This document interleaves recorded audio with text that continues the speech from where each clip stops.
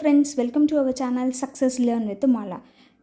இது வரைக்கும் நம்மளுடைய சேனலில் நம்ம வெறும் 6th to 12th வரைக்கும் இருக்கக்கூடிய இங்கிலீஷ் புக்கில் இருக்கக்கூடிய ப்ரோஸ், போயம், சப்ளிமெண்ட்ரி, கிராமர் இந்த மாதிரியான வீடியோஸ் மட்டும்தான் நம்ம சேனலில் அப்லோட் பண்ணியிருந்தோம். பட் இப்போது குரூப் 4 எக்ஸாம் வந்து அனௌன்ஸ் பண்ணியிருக்காங்க கவர்மெண்ட். ஜூலை 12 வந்து எக்ஸாம் அனௌன்ஸ் பண்ணியிருக்காங்க இல்லைங்களா? ஸோ அது ரிலேட்டடான வீடியோஸ் போட்டால் கொஞ்சம் யூஸ்ஃபுல்லாக இருக்கும் அப்படின்றதுனால இதுக்கப்புறம் ஃபியூ டேஸ் நம்மளுக்கு வந்து எந்த மாதிரியான வீடியோஸ் வந்து நம்ம சேனலில் வரும் அப்படின்னு பார்த்தீங்கன்னா, குரூப் 4 எக்ஸாம் ரிலேட்டடான வீடியோஸ் தான் வரும். ஆல்ரெடி நம்ம சேனலில் வந்து குரூப் 4க்கான சிலபஸ் மட்டும் ஒரு வீடியோவாக நான் அப்லோட் பண்ணியிருக்கேன். அதுக்கான லிங்க்கும் நான் கீழே டிஸ்கிரிப்ஷனில் கொடுக்குறேன் பாருங்கள். இப்போது இந்த வீடியோ எதை பேஸ் பண்ணி இருக்கும் அப்படின்னா, அந்த சிலபஸில் இருக்கக்கூடிய கண்டென்ட்டை நம்ம எங்கேருந்துலாம் படிக்கலாம் அப்படின்றத பேஸ் பண்ணி ஆக்சுவலாக பார்த்தீங்களா, இதுதான் வந்து குரூப் 4 எக்ஸாமுக்கான சிலபஸ். ஓகேங்களா? ஸோ இந்த சிலபஸில் மோரோவர் எல்லாருக்குமே தெரிஞ்சிருக்கும். 100 கொஷின் வந்து பார்த்திங்கன்னா ஜிகேவும், 100 கொஷின்ஸ் வந்து பார்த்திங்க அப்படின்னா ஜென்ரல் தமிழ்லேருந்தும் கேட்டிருப்பாங்க. இப்போ நம்ம இந்த வீடியோவில் என்ன பார்க்க போகிறோம் அப்படின்னா, ஜென்ரல் தமிழை பற்றி தான் பார்க்க போகிறோம். ஓகேங்களா? ஸோ இதில் வந்து 100 கொஷின்ஸ் கேட்பாங்க. இந்த 100 கொஷினும் நமக்கு வந்து யூனிட் வைஸ் வந்து சிலபஸ் வந்து கொடுத்துருக்காங்க. டோட்டலாக வந்து பார்த்திங்க அப்படின்னா 10 யூனிட் கொடுத்துருப்பாங்க. 7 யூனிட் வந்து கொடுத்துருப்பாங்க. அழகு 7 வரைக்கும் நமக்கு கொடுத்துருக்காங்க. சரிங்களா? சரி, ஓகே.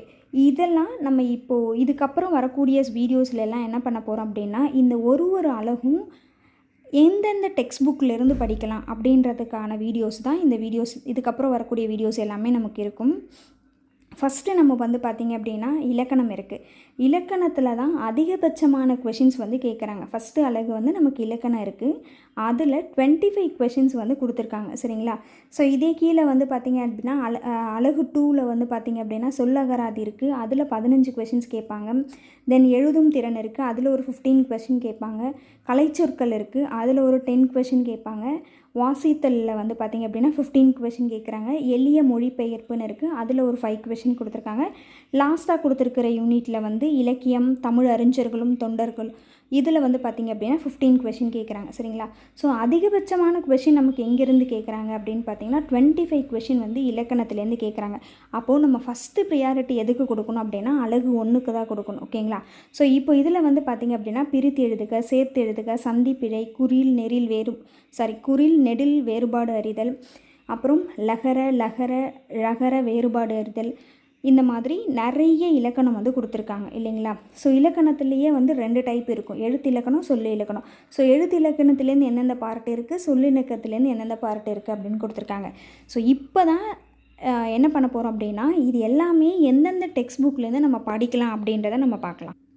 ஸோ இதில் வந்து பார்த்திங்க அப்படின்னா இலக்கணத்தில் வந்து 2 வகைகள் இருக்குது. எழுத்து இலக்கணம், சொல்லு இலக்கணம். ஸோ எழுத்து இலக்கணத்தில் வந்து பார்த்திங்க அப்படின்னா பிரித்து எழுதுக, சேர்த்து எழுதுக, சந்திப்பிழை, குறில் நெடில் வேறுபாடு, இது எல்லாமே நம்ம முன்னாடி காமிச்ச சிலபஸ் தான் இங்கே நான் ஃபஸ்ட்டு எழுதியிருக்கேன். சரிங்களா? ஓகே. இதில் வந்து பார்த்திங்க அப்படின்னா டோட்டலாக 9 டாபிக் கொடுத்துருக்காங்க. 2 வினைச்சொற்களின் வேறுபாடு அறிதல் வரைக்கும் வந்து நமக்கு வந்து சிலபஸில் ஃபஸ்ட் யூனிட்டில் கொடுத்துருக்காங்க. சரிங்களா?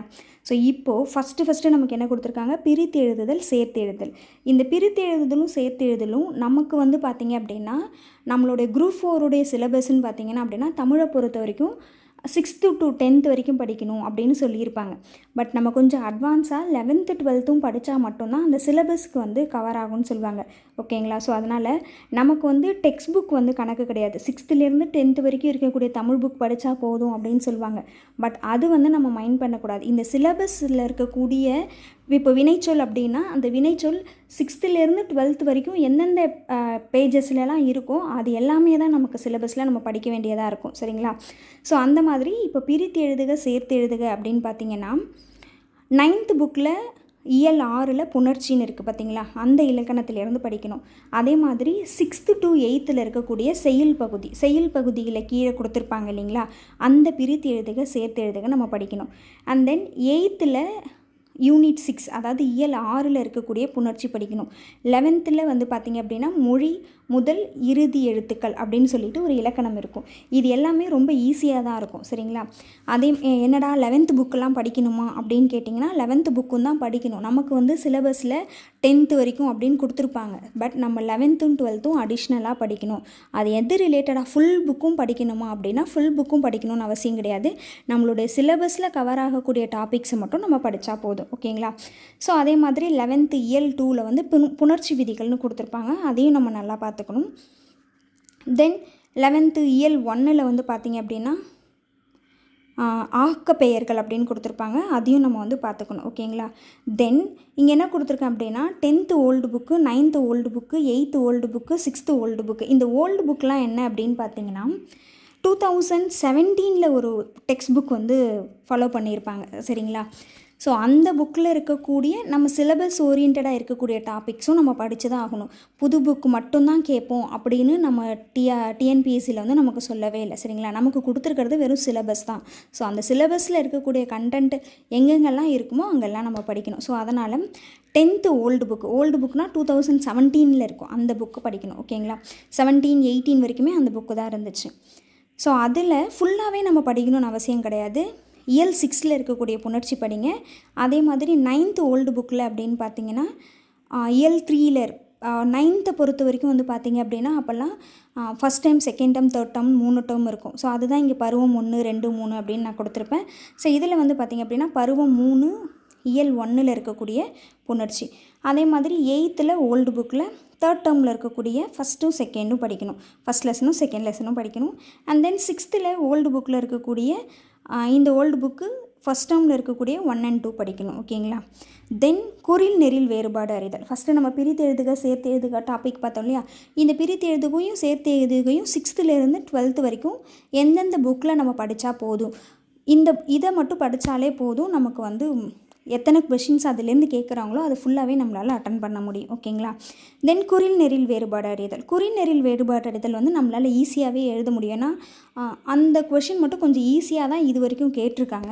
ஸோ அதெல்லாம் இருந்தாலும் நம்ம அதை படிக்கணும் அப்படின்னா 6th வந்து பார்த்திங்க அப்படின்னா ஃபஸ்ட் டேர்மில் இருக்கக்கூடிய தமிழ் எழுத்துக்களும் வகையும் தொகையும்னு இருக்குது, அது படிக்கணும்.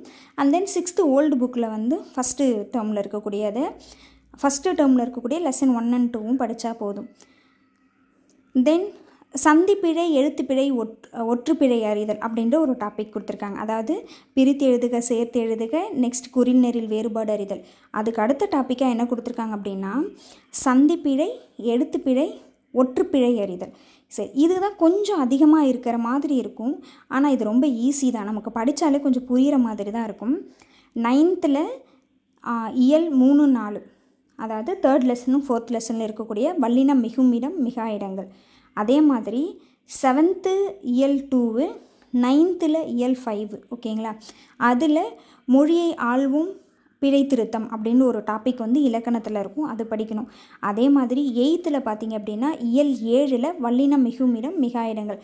ஸோ அப்போது பொதுவாகவே சந்திப்பிழை, எழுத்துப்பிழை அப்படின்னா வல்லினம் மிகுமிடம் மிகா இடங்களில் கேட்டிருக்காங்க. ஸோ இந்த வல்லினம் மிகுமிடம் மிகா இடங்கள் ஓல்டு புக்கில் இருந்தாலும் சரி, நியூ புக்கில் இருந்தாலும் சரி நம்ம படிக்கணும். ஓகேங்களா? தென் 12th இயல் 3ல் இருக்கக்கூடிய பொருள் மயக்கம் அப்படின்னும் 12th வந்து old book. So page number 137 and 144 இந்த பேஜ் நம்பரில் இருக்கக்கூடியதெல்லாம் நம்ம படிக்கணும். அதே மாதிரி 11th ஓல்டு புக்கில் பேஜ் நம்பர் 107, 10th ஓல்டு புக்கில் இயல் 6.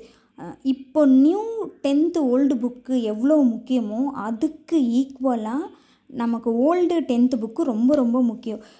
உங்களால் எதுவுமே படிக்க முடியல, லாஸ்ட் ஒரு 20 days தான் இருக்குது, தமிழில் நான் வந்து நிறைய மார்க்ஸ் ஸ்கோர் பண்ணணும்னு நினைக்கிறேன் அப்படின்றவங்க கூட 10th தமிழ் புக்கு இருக்குது பார்த்தீங்களா? அதாவது old Tamil book, new Tamil book. இந்த தமிழ் புக்கில் இருக்கக்கூடிய செய்யுள் பகுதியும் இலக்கண பகுதியும் படிச்சுட்டு போனாலே 50 to 60 மார்க் வந்து நீங்கள் ஸ்கோர் பண்ண முடியும். ஓகேங்களா?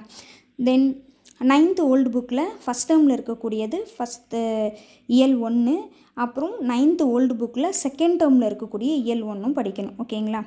தென் 8th ஓல்டு புக்கில் வந்து இயல் வந்து செகண்ட் இயல் வந்து படிக்கணும். 8th ஓல்டு புக்கில் தேர்ட் டேர்மில் இயல் செகண்ட் வந்து படிக்கணும். தென் இந்த லகர வேறுபாடு, ழகர வேறுபாடு இதெல்லாம் எதில் படிக்கணும் அப்படின்னா இது உங்களுக்கு பார்த்தாலே தெரியும். ஒரு லெசன் முடிஞ்சதுமே எண்டில் வந்து நமக்கு வந்து இலக்கண பார்ட்டில் வந்து கொடுத்துருப்பாங்க இந்த மாதிரி வேறுபாடு அறிதல். ஓகேங்களா? அதை நம்ம நிறைய படிக்கிற மாதிரி இருக்கும். 9th வந்து பார்த்திங்க அப்படின்னா இயல் 2ல் இருக்கிற இலக்கணம், 6th வந்து செகண்ட் டேர்மில் இருக்கக்கூடிய இயல் 2ல் இருக்கக்கூடிய மயங்கொலிகள். ஸோ அப்போ இதை பொறுத்த வரைக்கும் நிறைய மயங்கொலிகள் தான் நம்ம படிக்கிற மாதிரி இருக்கும். அதே மாதிரி 6th தேர்ட் டேர்மில் வந்து பார்த்திங்க அப்படின்னா இயல் 2ல் ஒலி வேறுபாடு அறிதல்னு ஒன்று இருக்குது, அதையும் நம்ம படிக்கணும். 11th இயல் 2ல் வந்து மயங்கொலி சொற்கள்னு ஒன்று இருக்கும். தென் 12th இயல் 1ல் வந்து தமிழாய் எழுதுவோம் அப்படின்னு சொல்லிட்டு ஒன்று இருக்கும், அது நம்ம படிக்கணும். அதே மாதிரி பார்த்திங்க அப்படின்னா 12th ஓல்டு புக்கில் எங்கே படிக்கணும், 11th ஓல்டு புக்கில் எங்கே படிக்கணும், 9th ஓல்டு புக்கில் எங்கே படிக்கணும், 6th ஓல்டு புக்கில் எங்கே படிக்கணும், 8th ஓல்டு புக்கில் எங்கே படிக்கணும் அப்படின்னு கொடுத்துருக்காங்க. அப்போது இந்த பார்ட் ஐ திங்க் இந்த ஒலி வேறுபாடு அறிதல் இருக்குது இல்லைங்களா, ஸோ இதில் வந்து பார்த்திங்க அப்படின்னா 10th ஓல்டு புக்கில் இருந்து நம்ம படிக்க வேணாம், 10th நியூ புக்கில் இருந்து நம்ம படிக்க வேணாம். ஓகேங்களா? ஸோ இந்த மாதிரி ஒரு யூனிட் வைஸ் நம்ம கவர் பண்ணோம் அப்படின்னா நம்மளால் ஈஸியாக தமிழில் வந்து மார்க் ஸ்கோர் பண்ண முடியும் அப்படின்னு. ஸோ நெக்ஸ்ட் இப்போ வந்து பார்த்திங்க அப்படின்னா நம்ம ஒரு யூனிட்டில் இருக்கக்கூடிய ஒரு சின்ன பார்ட்டு தான் நம்ம பார்த்தோம். ஓகேங்களா? ஒரு யூனிட்டில் இருக்கக்கூடிய மொத்தம் 9 டாப்பிக்கில் 4 டாபிக்ஸ் தான் பார்த்தோம். ஸோ நெக்ஸ்ட் பார்ட் வீடியோவில் வந்து அகைன் 5லேருந்து 9 வரைக்கும் இருக்கக்கூடிய அந்த பார்ட்டெல்லாம் எந்தெந்த டெக்ஸ்ட் புக்கில் இருந்து படிக்கலாம் அப்படின்றதையும் சொல்கிறேன். தேங்க்யூ ஃபார் வாட்சிங்.